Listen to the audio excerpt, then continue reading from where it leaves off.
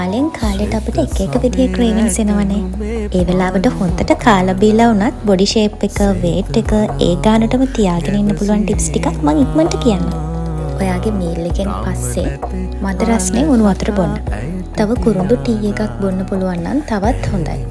වෙනදට වැඩිය බර වැඩි වෙලා නම් පුතු ඉවත් කරපු සිදුලුණු බික් 3-4ක් අරගෙන ඒකට නටන වතුර අඬු කෝප භාගයක් විතර එකතු කරලා වහලා තියන්න. පහුවෙදා උදේට empty stomach මේ සුදුලුණු බික් ටික කන්න. හැබැයි විනාඩි 15ක් විතර යනකම් ඊට පස්සේ වතුර මුකුත් බොන්න එපා. ඔය දෙකම කරන්න බැරි ગેස්ට්‍රයිටිස් එනයි මොකද කරන්නේ? එයාලට තමයි කරපිංචා ගොටු කොළ මිට අරගෙන රතු ලුණු ටිකක් දාලා මේක සම්බෝලයක් විදියට හදා ගන්න. අමුවෙන් තමයි ආහාරයට ගන්න ඕනි. දවසේ ඕනෙම වෙලාවක ඔයාගේ මීල් එකට එකතු කරගන්න. ඒ වගේම පිටි සීනි තියෙන කෑම නිතර කන්න එපා.